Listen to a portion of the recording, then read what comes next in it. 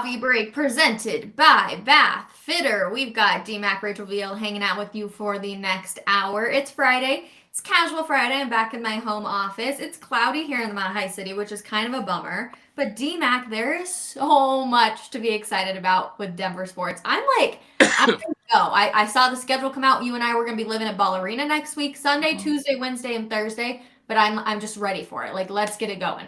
It's just so wild. I just don't remember this in Nuggets and Avs history where they both were lined up to start at the same time in the same place. Yep. I'm sure it has happened.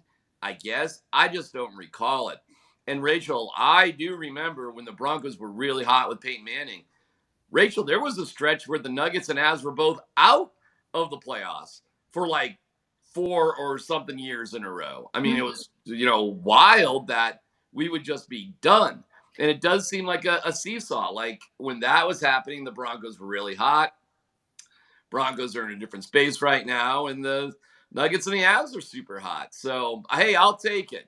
I'd love for all of our teams to be hot at all the same time, but having two really hot teams at the same time in the same building is a unique experience, and I am so into it. I can't wait. No, I know. It's definitely Friday. Do you want to know why I tell you this?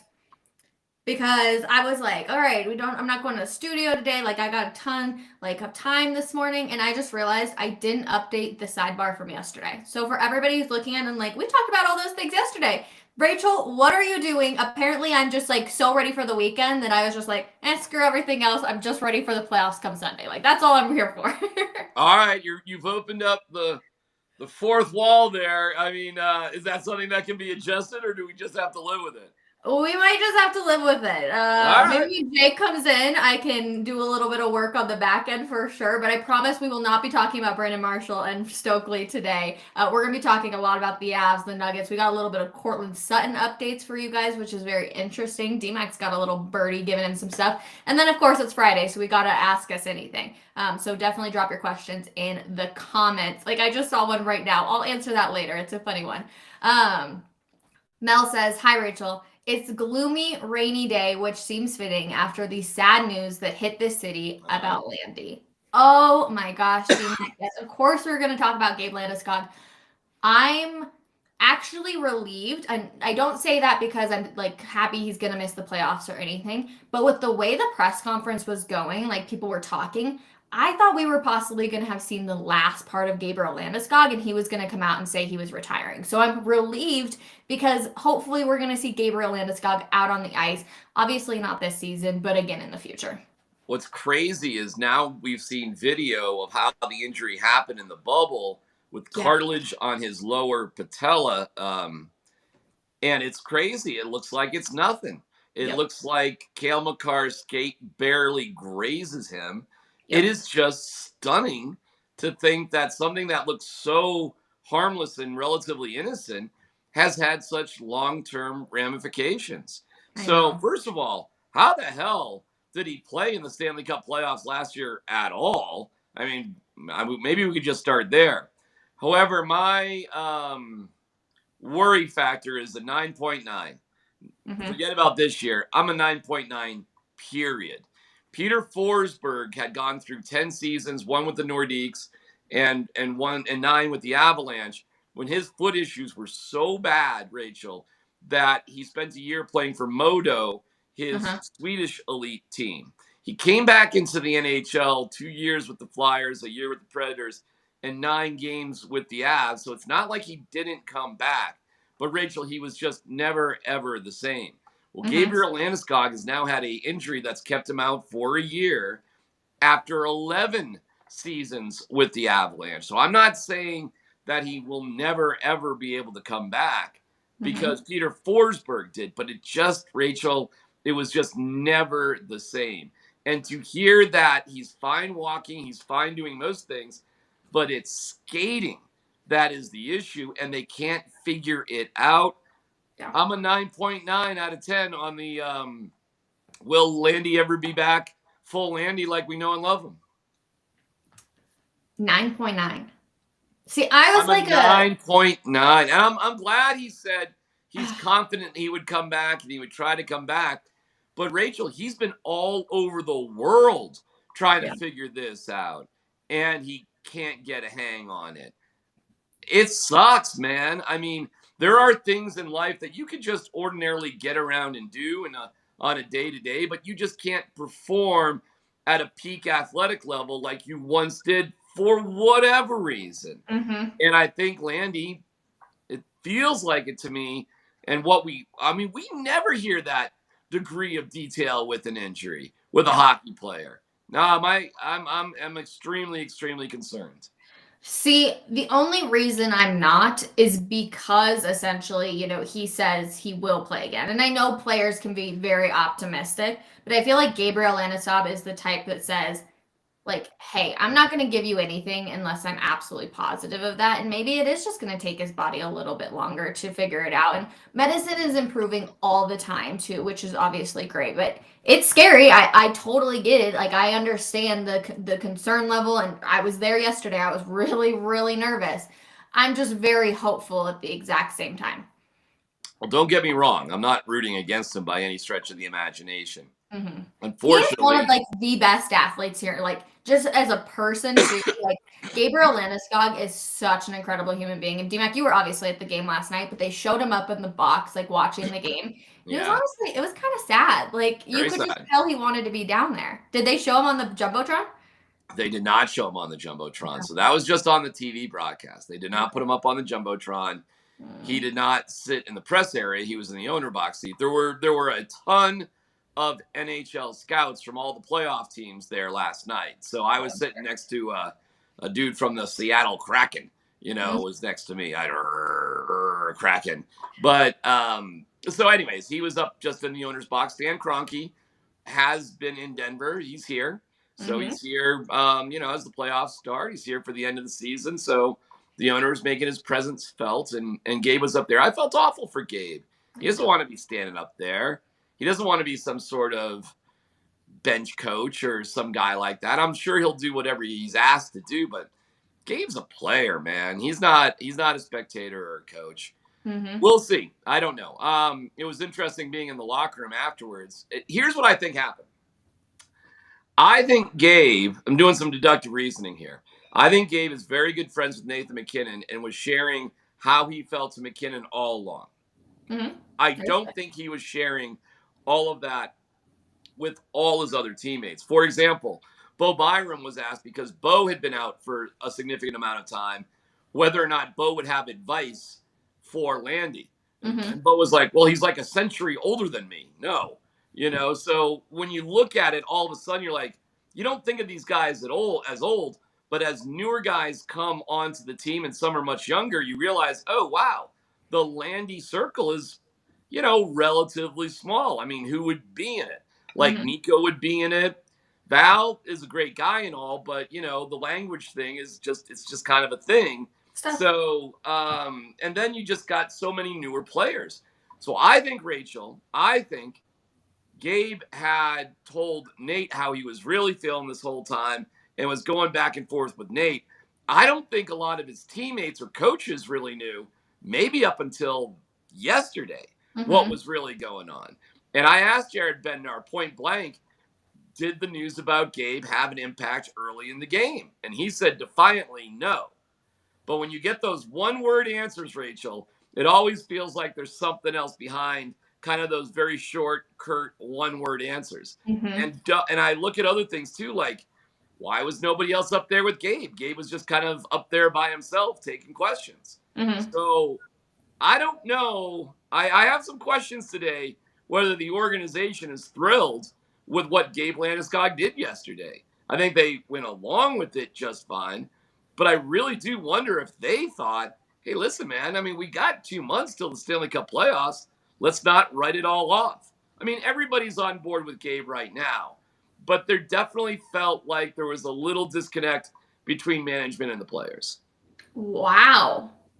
Holy smokes. Look at that kind of truth bomb you just put on me. Rachel, this is my perception. No, 100%. Based on the information I just shared with you.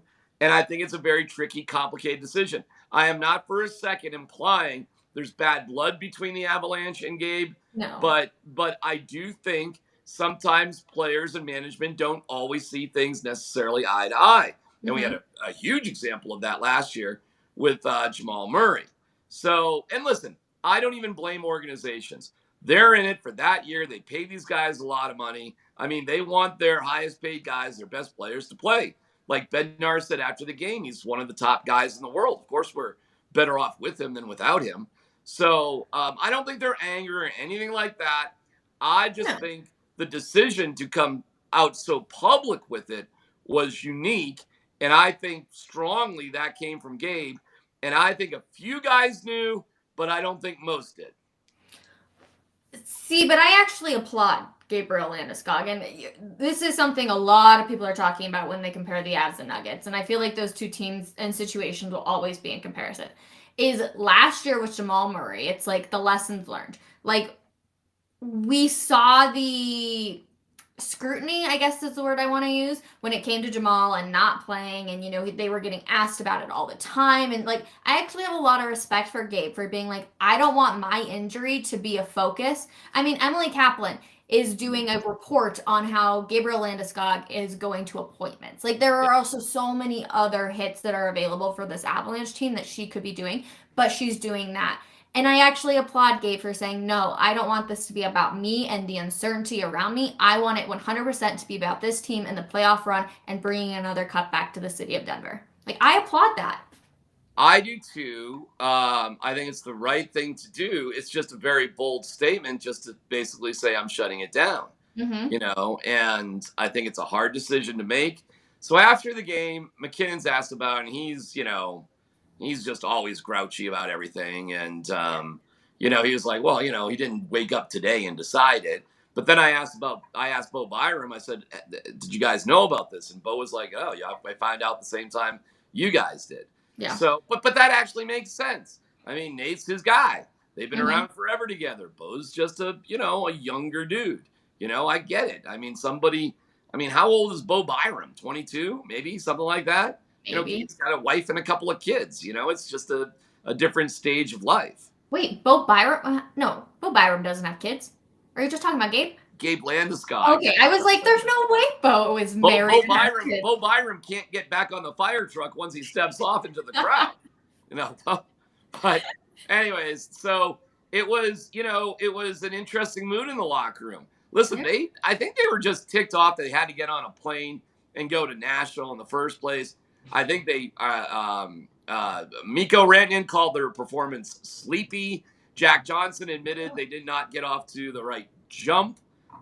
Jared Bednar was, kind of like, all right, let's go. I got to get on a plane. I mean, this trip to Nashville, it's not as much of a thrill like most of the bachelorette parties. This is a drag, and not a drag show in Nashville. This is just a drag for them to go back there and play this game. And Nashville, I mean, they got nothing to play for, and they beat the Wild 4-3 in overtime. Now, granted, the Wild don't have anything to play for either, but neither did the Jets. Didn't have anything to play for. They're playing a backup goalie who hasn't played since March. They're sitting most of their good guys. Now, Rachel, they only got 20 shots on net, so it's not like it was blistering or anything, but it was a pain in the butt last night. Yeah. And talking to the players, they weren't really satisfied with it. It was discouraging, and they know now they got to go and put it together again tonight if they care about having home ice for 2 series in a row. I got to tell you this, Rachel. If they lose tonight, I'm not going to be bothered by it. These 3 games in 4 nights, this dumb NHL schedule, this stupid crap the Avs have had to deal with all year because they forced them to play the stupid Columbus Blue Jackets in Finland when nobody cared about, has been preposterous. So I'll tell you this, man. If Jared Bednar just takes a look in the mirror and says, you know what, it really isn't worth it. It's not. We're fine to play the Wild. It doesn't matter about the Kraken. And we're a great road team, and we're not afraid of road games anyways. If he comes to that conclusion and wants to rest certain guys or play Pavel Francouz instead of extending Georgiev, even if they lose, I am fine with it. I am more than fine with it. So, but if they don't win the Central, they don't have home ice in the second round, correct? They could possibly not have. they likely wouldn't have home ice in the second round. Okay. I mean, if there's other upsets out there, I mean, if Vegas loses, in the first round, I mean, it kind of changes everything. True. But But I would expect the looking top right now. seeds in the division to win, Vegas and Colorado. But I mean, would Vegas lose? I think you have to help me on this, but I think they'd play Winnipeg. I believe they'd be playing Winnipeg in the first round. Jake, maybe you can help us out. Yeah, I mean, that would be a lot to ask for. And then, I mean, I don't know. You'd have to go with Dallas would have this top spot. Dallas would be playing. Oh gosh, here we go down the wormhole of like who's playing who. Yep. So likely, if things fall where they should, and the Avs don't win the Central, and everybody else does what they should do in the second round, they're on the road. But I mean, who cares? I mean, they went 9-1 on the road in the Stanley Cup playoffs last year. They had a better road record this year than they did a home record. Yeah. I'm not bothered by it. Yeah, but man, is it nice to know that you get to come to, if you do go to a game 7, that you get to come home and have the home ice. Like, it's tough if you have a game 7 and you have to be on the road, despite how good of a road team you are. Like, this is, last year, we were all like, this is the year for the Avalanche. This is it. They have been so dominant. They're not the same Avs team they were last year. Man, have they been able to figure it out with all the injuries and such that they've battled. But they're not the same team that they were last year. And yes, I know this year's road record, it's better. But gosh, just those game 7s, those situations, you really want to be at home. That's at least I guess. But like, hey, Rachel, the Tampa Bay Lightning had game 6 on their home ice and they lost it. That's where the Avs won the Stanley Cup final. Well, so much for home ice.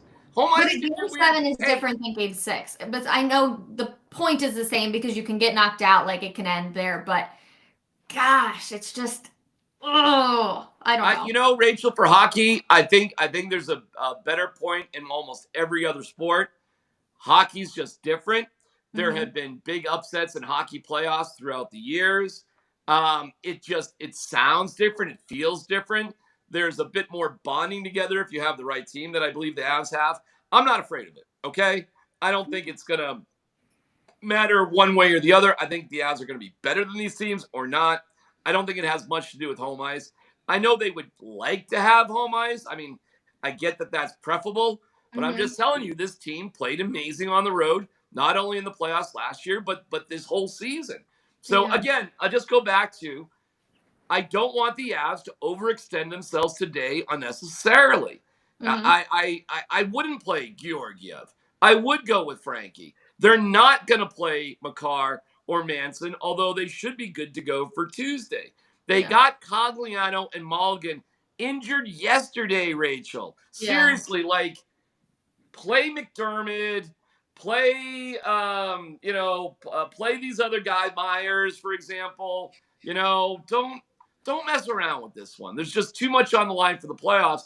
And seeing Cogliano and Malgin both get hurt yesterday is another you got to be kidding me. So even though they won the game, Gabe gets hurt, Cogliano's hurt, Malgin's hurt. You don't have Makar, you don't have Helm, you don't have Manson. And that's why the mood in the locker room after the game, Rach, was just kind of like, eesh, really? Seriously? It was like that. Okay. When you say it like that, I do start to agree with you. Is it worth them getting hurt? No. And losing Cogliano, that looked painful. I was like, oh my gosh, that has to hurt your shoulders so bad. There's no update though, correct? Like we don't. I know. I mean, he was in the X-ray room. After he got hurt, it's a crazy thing when they got to get on a plane right away. I mean, it's nuts, and it's funny to see the way they do it. NHL guys, Rachel, pack their own bags. Yeah. So the equipment guys bring the bags out, and just like they're 9 years old with their hockey bags, they pack all the stuff themselves. And when they're on the road, it's like that. Everything's moving. When they're not, everything's more relaxed and who cares? And, you just, you're at ease. Well, last night they had to get going. So, I mean, it just felt silly. This whole game is silly. The scheduling is silly. It just all kind of stinks that there's 4 teams playing tonight. The Sabres are playing somebody over in the East in somewhat of a meaningless game. And this game is important for the Avalanche, I guess. It means nothing to Nashville. And I don't even know who's going to show up for this game in terms of the fan base. So, I mean, we'll see. The National also, I mean, I know they have nothing to play for, but to end your season and say, hey, we still beat the defending Stanley Cup champs because they don't care. They don't care about any of that crap anymore. You don't think so? I think so. I do. Rachel, I think no matter what, every team gets, but unless your coach is saying, nope, we're not even going to do it, I do think that they go out there because they know they're the champs. I do. I bet every single team, and maybe individually as players, they do. Rachel, I think they're thinking about their tee times in Cabo. You know, they're thinking about, am I going to run into Sean Payton? You know, I don't know. But that being said, I think playing hockey is playing hockey, and you saw it from the Jets. So those that are on the ice are going to play hard. They're not going to play less hard. You can't stop hockey players from competing at their highest level when they're competing. But I don't think it's any more of an inspiration. I don't think it means more to them. I just think I always thought that Nashville was going to compete hard no matter what. So we'll see. Rachel, maybe I'm completely wrong. Mikko Rantanen scores 3 goals to beat Michel Goulet's all-time organizational record. They win 7-0, and, you know, it's fantastic. You know, maybe I'm wrong about all of it. I'm just a little bit of a worry ward based on the injuries they had last night and the news about Gabe. So sue me for being a bit concerned. I know. Can we talk about Mikko, though? Sure. For Mikko, being on the home ice, beating Joe Sakic, and say his name for me because I know I'm going to mess it up. Michel Goulet? Thank you. Thank you. I have a hard time. You like roll it so beautifully. I can't do that. It's like I can't roll my R's. Well, Rachel, I'm stupid. In a desperate attempt to date one girl through high school, I was an honors French 5. I'm not bragging. I'm just describing. And I didn't need it. I didn't have to take it. And we got to our senior year, and it just was pathetic at that point in the spring of my senior year. I mean, clearly nothing was going to happen. I mean, I organized a ski trip to Austria, and I couldn't close the deal. So I'm in the back half of my senior year in honors French 5, and we have a 10-minute presentation en français about a village in France that I'm supposed to do in French. Yeah, I'll drop the class. You know, Madame Brophy, I'm out. And then the girl that I was chasing, her parents wouldn't let her drop the class. I said, like Amy, let's just drop the class. And she was like, my parents won't let me. And I was like, au revoir. Okay, I took French too. I just can't do it. Maybe that's why I need to all the time. Hey, do the alphabet en français if you took French. Oh, see, I couldn't. Count to 10 in French if you took French. I might be able to do it better in German. I don't care about German. We're not talking about German. I'm trying to think. 1, 2, 3, 4, 5, 6, 7, 8, 9, 10. And then I'm trying to think. Okay, I can see that you paid a little bit more attention in French than you're leading on to. My goodness, D-Mac. Yeah, I can't roll my R's. I suck at other languages. I wish. One of my biggest regrets in life is not taking a language more seriously, because as a reporter, if you are bilingual. Yeah, one of my regrets is that I wasted 2 years of effort taking a dumb language that I would never need trying to get one girl to date me. That's my regret. Ours are slightly different right there, just slightly. Here's the language that I didn't understand. What I flunked, the language of love. You're married. You're clearly doing fine. I know, but I have regrets about when I was 16. Oh my gosh, I'm reading the comments. Paul says, stop it. I'm still learning English. LOL. Elizabeth says, I took ASL. That's cool. Let's see. What other comments we got in here? Si como no? Si como no? That sounds Spanish. It does sound Spanish. I have no idea what that means. I didn't take Spanish. Did I not just tell you my heartbreaking story of French? Okay. I only have one heartbreaking language story, and that was it. Yeah, there's only so much you can do with that situation right there. It's interesting with the Cronkies though, real quick, because you mentioned that Stan's there, and I think it's funny Stan works out at Ball Arena. Yeah, yeah, that is funny. Has he been going to both games? From where I sit, I can't see into the owner's box at the hockey games, but Okay. I have a great view from where I sit for the Nuggets games. I Okay. did see him at the last Nuggets game. I don't know for a fact he was at the Avs game, but I mean he was here, so Okay. it would be hard to believe. I mean he lives in the building when he's Yeah. here. There's an apartment in the building. He would just literally have to walk downstairs. True. So I assume he's there, but I don't know. I mean, but he's here as his teams both start the playoffs. So I would assume the owner of both teams, with both teams in the playoffs, will be here all this week. I would assume. You would freaking hope. Well, let's talk a little bit about the Nuggets. Obviously, things are starting to get rolling. We're excited about it. Look at that. Michel Goulet's sweater. Wait. Jake needs to come in. Jake Shapiro. There he is. I love it. Wow. Okay, so let's do a little language lesson real quick. How do you, Michel? Michel Goulet. Michel Goulet. Goulet. Michel Goulet. There you go. Michel Goulet. Michel Goulet. I would have put it on, but I woke up this morning and I wanted to honor another Hockey Hall of Famer, Jonathan Toews, who played his last game with the Chicago Blackhawks last night. I was slightly emotional. No, I was slightly emotional watching that tribute. It was crazy. It was awesome. Oh my gosh, it was so good. Don't care. Okay. Homework take of the day for D-Mac. It's a Chicago guy. Why do I care? Because he's one of the best hockey players of the. He's one of the most accomplished hockey players the last 20 years. That's for the Blackhawks. For any team in the league. All right, listen. I don't care. He's a Chicago guy. Okay. I am so sick of Chicago people with all their Chicago crap. I don't like Chicago. I don't respect their teams, and their fans bug the hell out of me. Bulls, they're fair weather fans. However, I am a big Bears fan. Because of Justin Fields. I need him desperately to succeed to validate my existence. I literally was going to say, so we can validate your takes. Is that why? I really, really need the Bears and Justin Fields to do something special. Oh my gosh. It's all personal with D-Mac here today. Jake, I know you. Wait, did we lose Jake? Jake's in the same position. He's just like smiling. I think we did lose him. Okay, well, we'll see if he hops back in here in just a second. I will say Jake wrote a fabulous piece over at denversports.com on Peyton Watson. Highly, highly, highly recommend you going and checking it out. And he says he's going to be the secret weapon when it comes to the playoffs this year. So, of course, when we look at Peyton Watson, how are you feeling about him?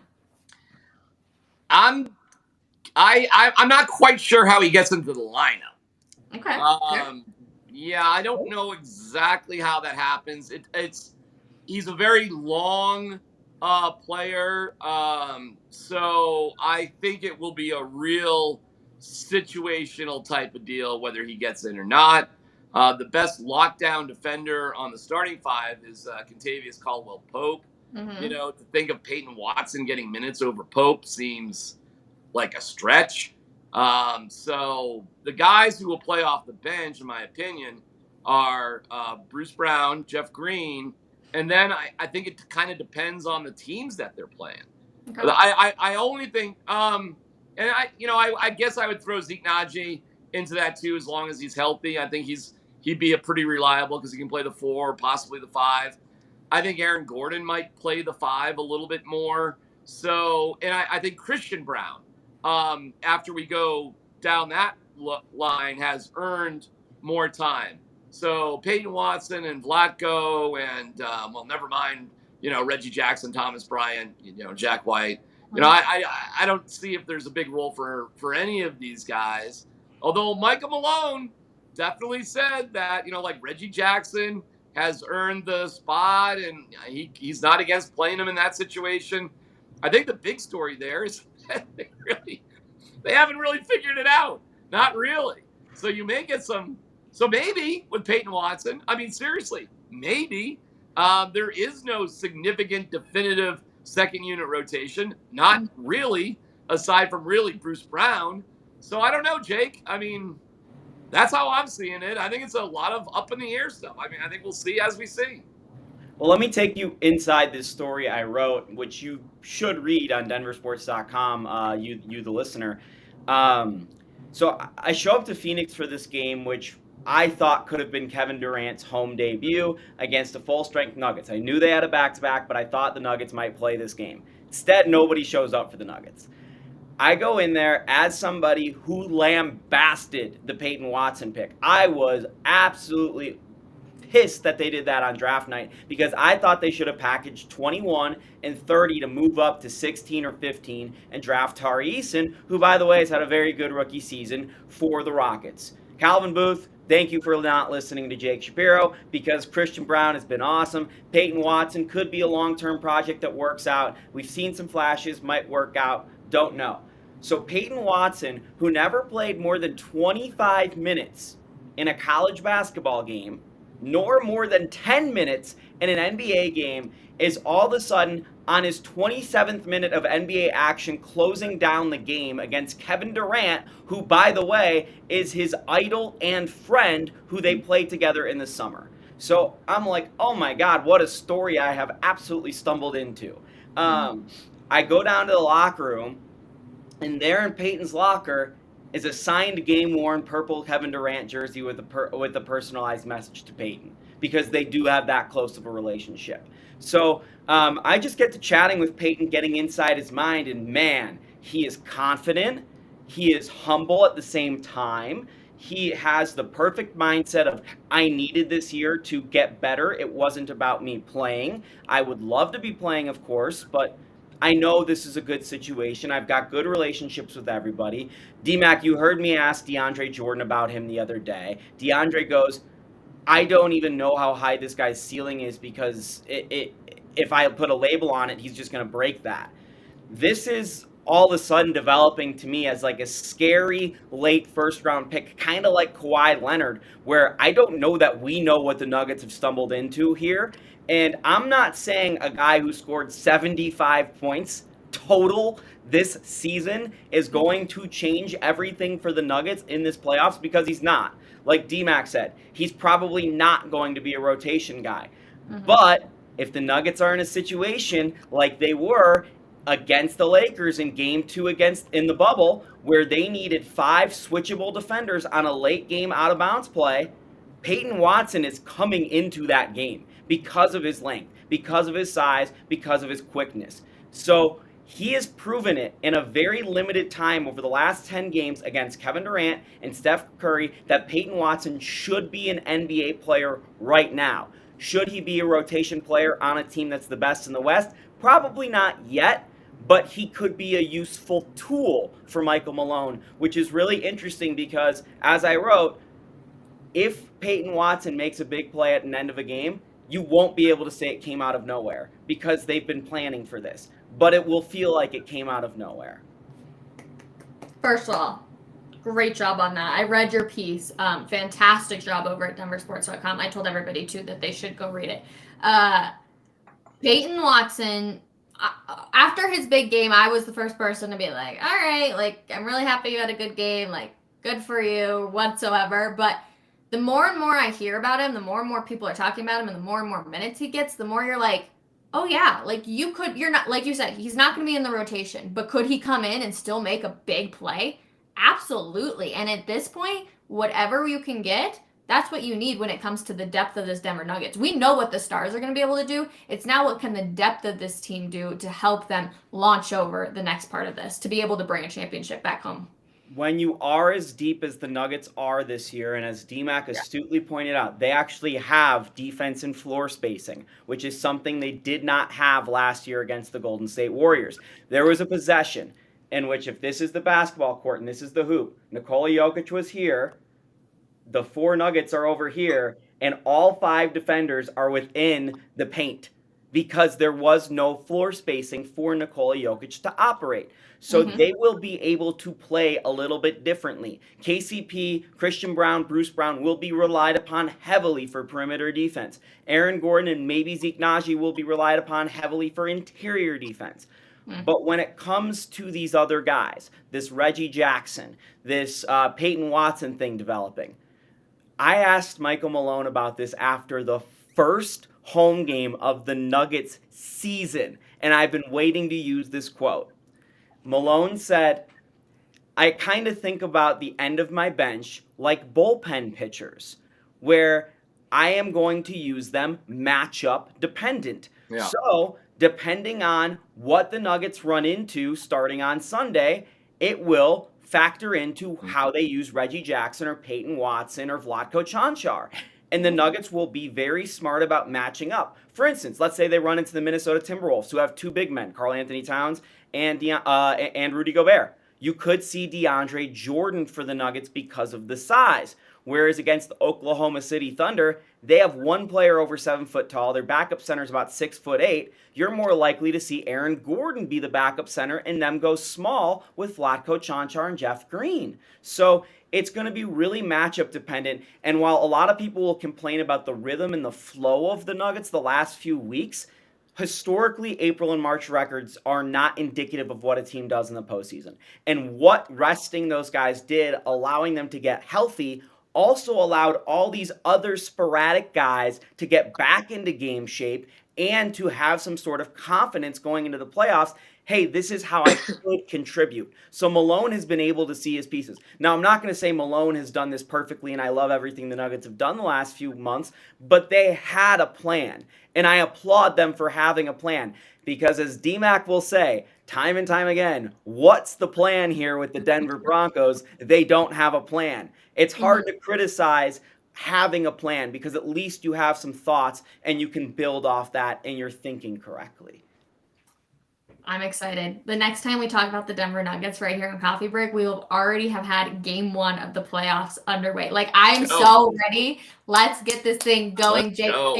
I know, right? I like am getting anxious and like I'm seeing all the hype videos. I'm like ready for it. Jake, wonderful job. Thank you so much. Definitely check out his piece though. Denversports.com. It's a wonderful, wonderful piece. You guys will be.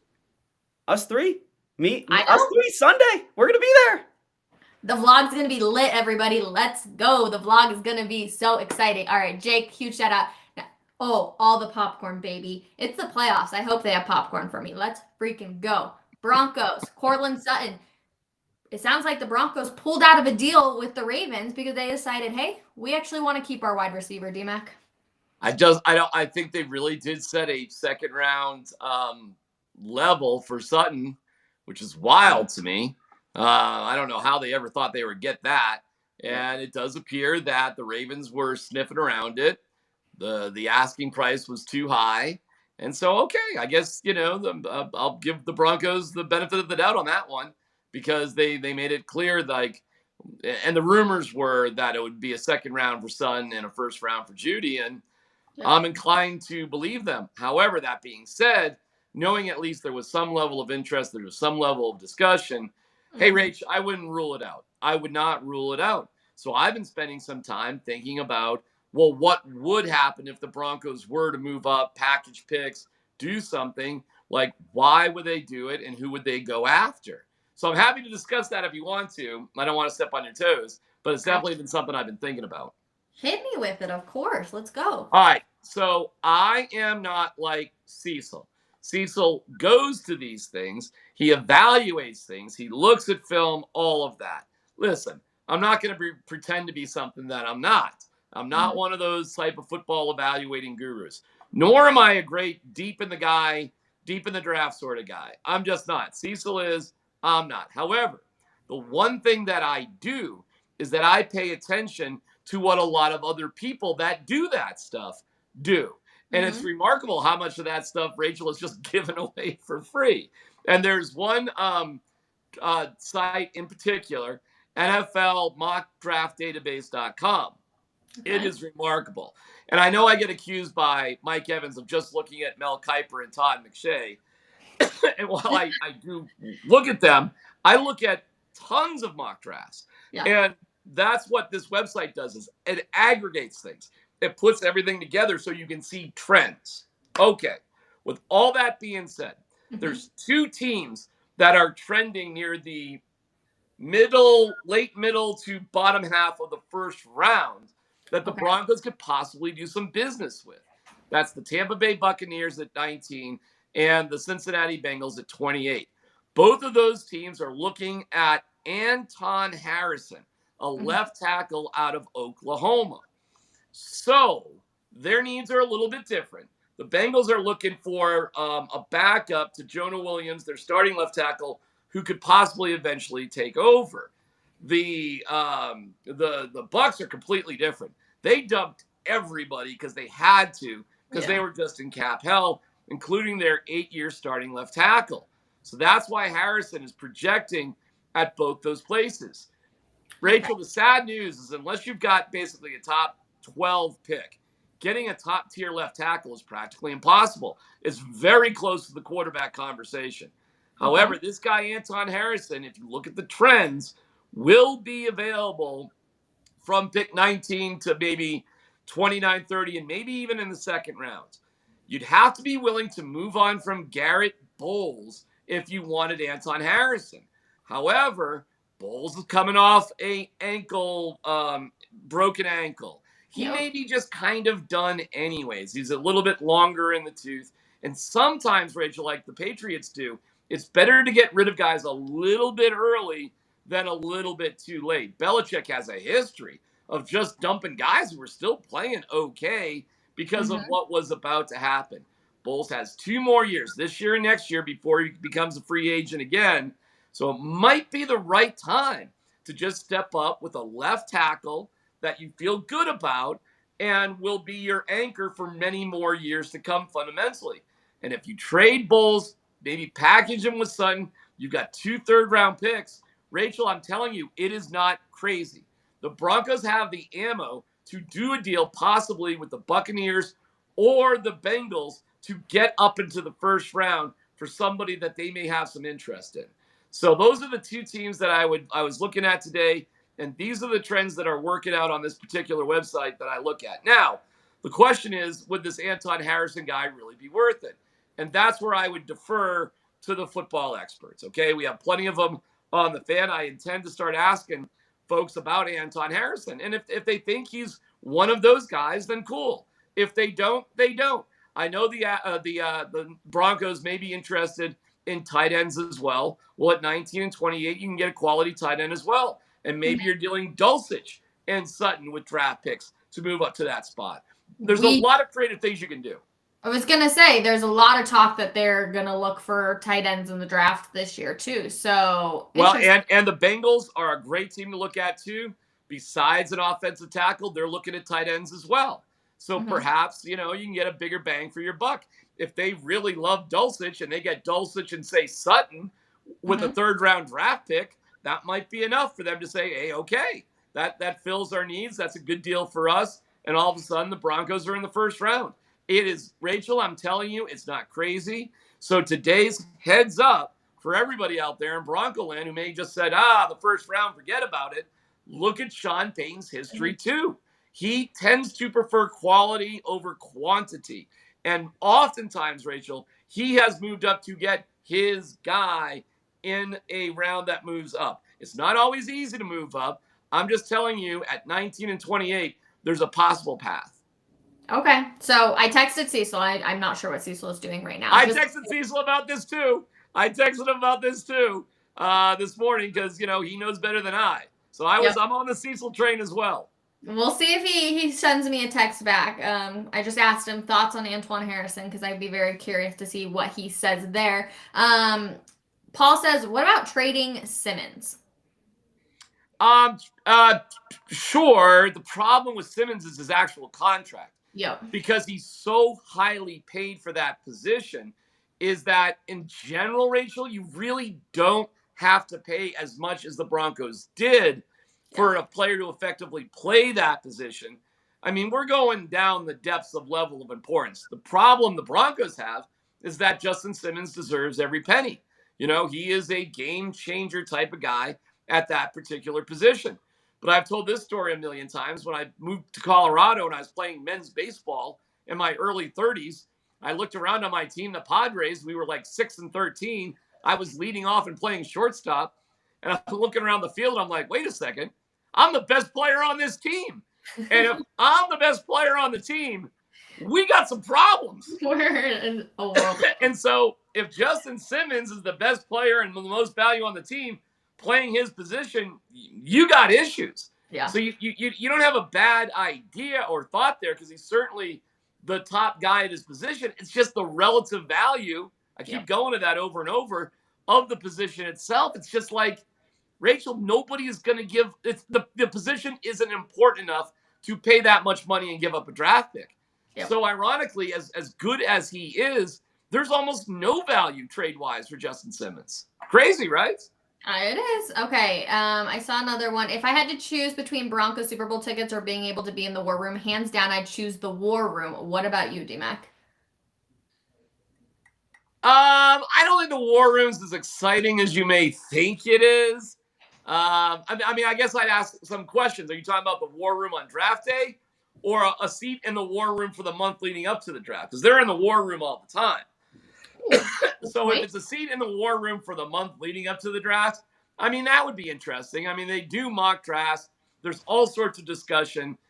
Being in the War Room, excuse me, on the day of the draft, Rachel, it's okay.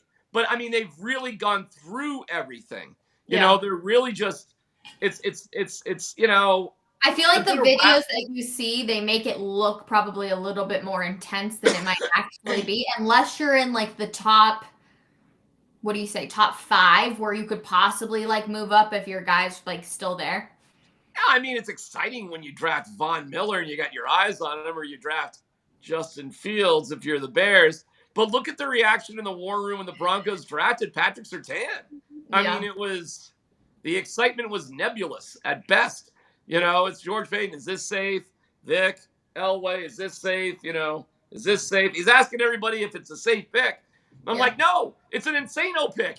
It's completely not safe. It's like the 5th most important position on your team, and you don't have a quarterback.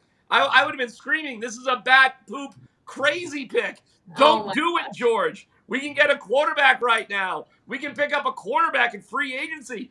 George, they traded Jalen Ramsey, for crying out loud. No, George, don't do it. Don't. Stop. Stop. I mean, I would have made the draft room really interesting if I was doing that. But that's what I was thinking, and that's what's turned out to be the truth. They would have you mic'd up in a heartbeat. Patrick Surtain is the best player on the Broncos, like I was the best shortstop on the Padres. If he's the best player or I'm the best player, you got problems. Cecil texted me back, and his response is one of my favorites. And he's actually written an article at denversports.com about Antoine Harris. So I would recommend giving it a read too. I'm kind of diving into this whole idea here, D-Mac. So I'm glad you brought it to the table. I don't mean to be, because I said the name for the Anton Harrison. Not Antoine. Not Antoine Harris. Anton Harrison. Here's where I'm getting myself in trouble, because my boyfriend's name is Anthony, and I call him Twan every single day. Like, that's his nickname. So, of course, I go Antoine, because I'm just so used to saying Twan. Anton Harrison. Listen, Rachel, I'm not going to pretend here. English is hard. Rachel, I had never heard of Anton Harrison until this morning, okay? Am I saying Harrison wrong? You were saying Harris. No, I said Harrison. You got it. I'm sure that's my bad here. It's I'm sure that's on me. Listen, Anton Harrison. Yes. Anton, not Antoine, everybody. Anton. But if you ever meet my boyfriend, call him Twan, because it'll definitely make him laugh for sure. Listen, the possibilities of the Broncos doing this, Rachel, are slim, okay? I'm not saying I don't have inside information that this is something they're even contemplating. I'm just telling you, when you look at the trends, and it's a great website to do this with, if you look at the teams and areas that are reasonable for the Broncos to be able to move up into the first round, those are 2 teams you could possibly do a deal with. The Buccaneers may be a stretch, because they really are tight on the salary cap, and they are picking 19, and they don't have to really do anything. They can just sit there and get them. The Bengals are a little bit more interesting, but they pick a lot later. But the Bengals are interesting because they would be looking at Harrison as kind of a backup guy. a swing guy. He wouldn't have to start in their first year. They're fine in that department. So they may be looking for a deal. The problem is, can you really, if you're the Broncos, afford to wait that late in the first round of 28? Now, without having a second round pick, there's a great argument to be said. Well, yeah, do that no matter what, even if you can't get this guy, Anton Harrison. There's other guys that you could get in the first round or second round that if you don't make any kind of moves, you'd be in trouble. And the Bengals, frankly, are kind of loaded. The Bengals are in a great place to get more draft picks for number 28. So the Bengals probably make a little bit more sense than the Buccaneers. But, I'm kind of shooting for the top, with the Bucs as well. It's a fun thing to sort of dig into and talk about. It's really inside baseball, football, nerdy sort of stuff.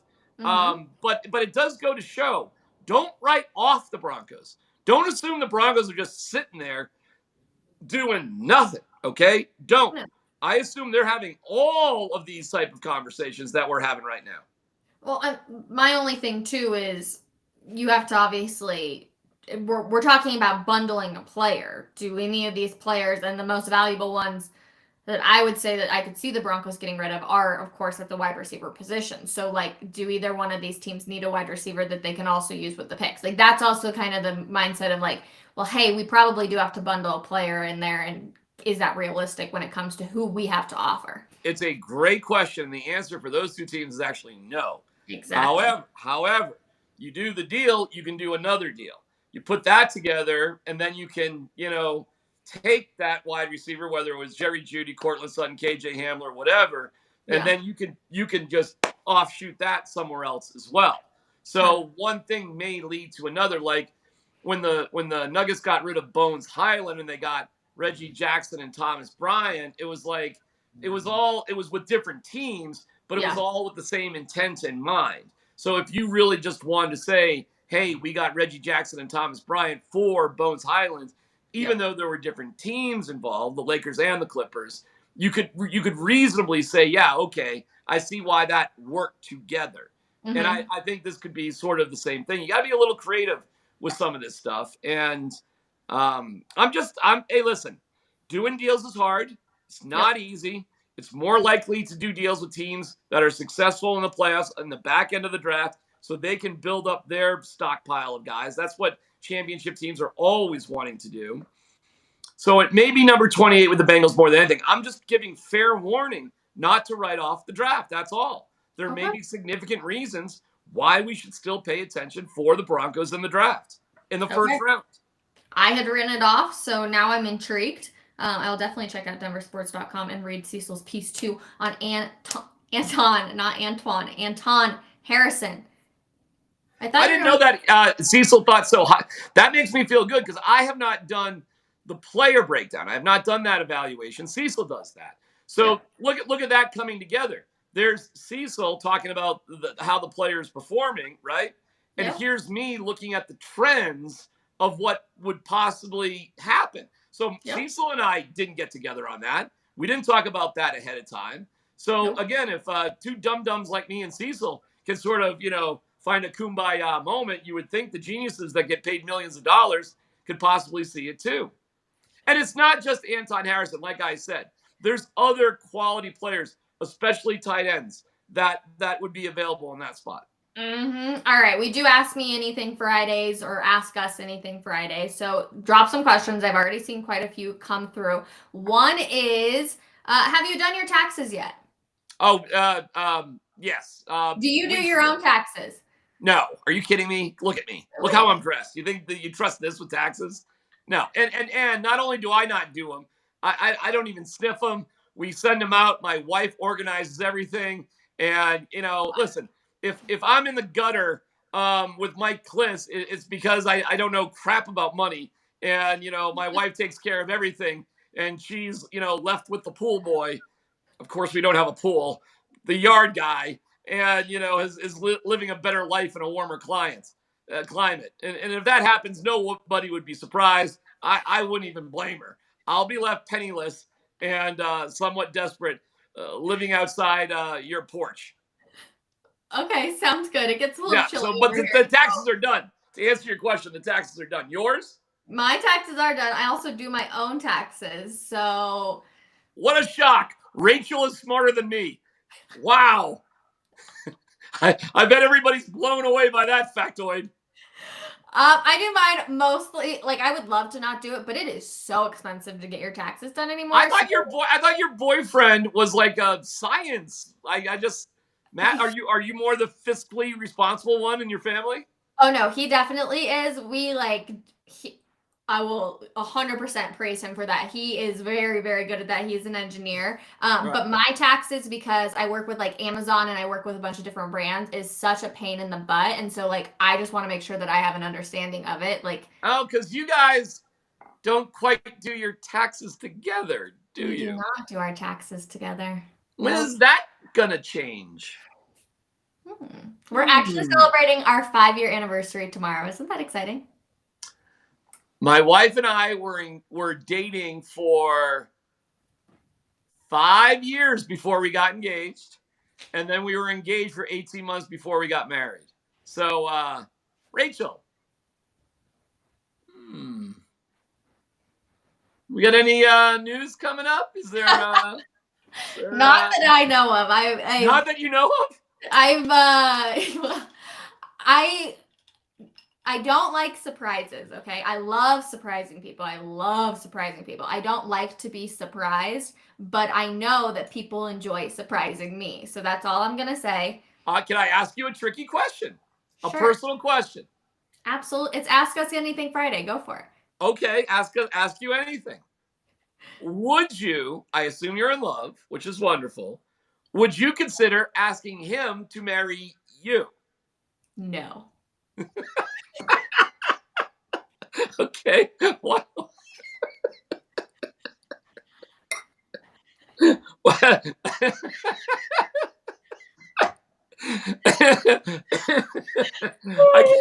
I could ask you to explain or just leave it there. What would you prefer? Oh my God. Should I just leave it there? Because I just know my facial expression, but like that's not where I thought you were going at all. Hey, that was like Bednar to me last night, asking about Landeskog having an impact on the team. No, there's no hesitation. There was no explanation. It was just no. Oh my God, that was so funny. Yeah. All right, we should probably just leave it there. No. Okay, done. There could be another coffee break inside joke there for sure. Oh my gosh. No. Elizabeth said you both are so red. Yeah, honestly, that was totally funny. Paul says totally honest Friday. True. Let's see. See, Lauren said I spend over $400 to get my taxes done. So I feel that. What Broncos players / coaches will be at the Nuggets / Avs playoff game? That's a good question. Will we see a Russell Wilson sighting as we saw it last year, D-Mac? Well, they will have OTAs, but I guess there's a game on Wednesday. That actually, that's right. There's a game Wednesday. That's a good one.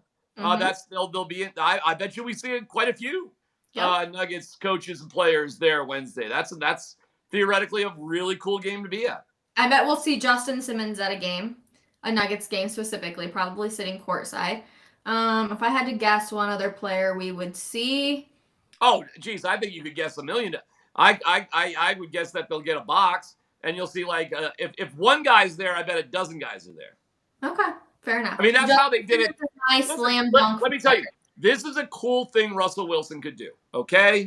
All right? This is a cool thing. I am more than fine with Russell Wilson getting a luxury box and inviting his teammates out. Or maybe two, and you get the whole team out there. That is an awesome thing that a guy making $50 million a year can do for the spirit of the team. So I think that would be fantastic if they do that. I actually don't think we're going to see Russell Wilson. I might be completely wrong. I don't think we're going to see him at any games. Or if we do, it's not in a flashy seat. It's not sitting courtside. It's not up against the ice. No, if we saw Russell and Sierra sitting in two seats with a comfort seat on each side of them like we did last year, I mean, that was ridiculous. Yeah. That was look at me the whole time. There is a huge difference between that and just buying up a couple of boxes. and, taking the team out there. Big, big, big, big difference. Huge difference. And I agree with you. I do not think we'll see floor seat Russell. Okay. I think that actually would be a little in your face, flashy. That's not good. But I think it would be awesome to get, everybody out there. Why not? I think that'd be cool. How many snow Bronco games have you been to? Oh my God. I mean, I've been to every Broncos home game for the past 14 years. So you tell me. I don't know. Let me ask you this. How many snow games have you sat outside and actually had to deal with the weather? 0. Because, I would never do that. Never in a million years. And here's why. Because when I was without my kids, no kids, married, no kids, engaged, married, no kids in Buffalo, my wife and I, in exchange for work that I did pregame and postgame, I didn't get paid extra, but I got a pair of tickets that were on the 50-yard line in section 500. So we were like 8 rows from the top, but they were on the 50-yard line. And my wife and I, Rachel, the lovebirds that we were, engaged and all, went to 50 straight Buffalo Bills home games. 50. Yeah. Sounds chilly. So I've done it. I'm not doing it again. The games are on TV. And then the press box has a bathroom like right behind us and free food. So am I spoiled? Am I privileged? Yeah. With that stuff, yeah. So, no, I would not sit outside. The last Broncos game I sat outside for was the Super Bowl in California, because that's where they had us sitting. And the press seats were outside, like in the seats with everybody else, which was fine. Okay, let me see. Last one. Will you be at the Avs playoff games next week? Yes, we will. Let's go. The playoff vlogs are back. I am so excited. I was reminiscing and going through old videos. We had so much fun. I'm really excited for the content we're going to come up with. You guys, it's going to be a fun couple of weeks, hopefully months. Knock on some wood, everybody.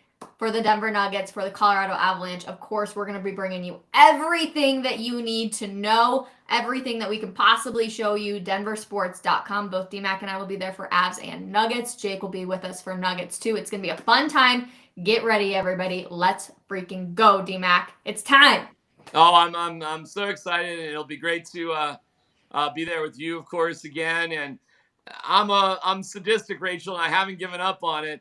I was checking out airline flights on the road too. Like, what would it take to go from Oklahoma City to Seattle? What's it like for Minneapolis? Let me tell you, after breaking it all down, like with air flights and everything, selfishly, for just, my, or maybe our own purposes, we should hope for the Wolves to win and for the Avs to lose. And if the Wolves win and the Avs lose, then next Friday, Saturday, Sunday, Monday, we'll all be in Minnesota, back to back days. So, and the air flights from Denver to Minnesota, cheap as hell. And I found a very creepy 1-bedroom Airbnb that, would not be appropriate for us to share whatsoever. But we could get our own, I suppose. And this is all my research about Minnesota. It didn't even hit me that the Timberwolves and the Wild play in 2 different arenas. They do not share the same arena. So it's, there's the Target Center and then there's the XL Energy place, and they're like 15 minutes apart. They're actually competing. Can you imagine if there was another Ball Arena competing with Ball Arena, like located like at our building? Like 15 minutes down the road in like the tech center. Yeah, so that's the way Minnesota has it set up. So selfishly, Rachel, I'm hoping for the Predators to win and the Timberwolves to win. And if that happens, it's going to be bananas, because you really will have Minnesota, Denver, Colorado, not only in Denver but also in Minnesota on back-to-back nights. So listen, a boy can dream. Other than that, flying from Seattle to Oklahoma City sucks. I mean, there's that too. True. All right, everybody in the comments, have a great weekend. Elizabeth with the excellent comment of the day. Have a great weekend, everybody. Bring it in. Bring it in, everybody. We will see you Sunday. Let's go. Game 1 for the Nuggets. Have a wonderful weekend. We're breaking it all down Monday morning on Coffee Break, 10:30 a.m. Have a wonderful weekend. Bye, everybody. See you later. Peace. Oh, well, I guess I'm going to have to because Jake is somehow gone. So I'll do that, everybody. See you later. Have a wonderful weekend. We love you all. Bye, guys.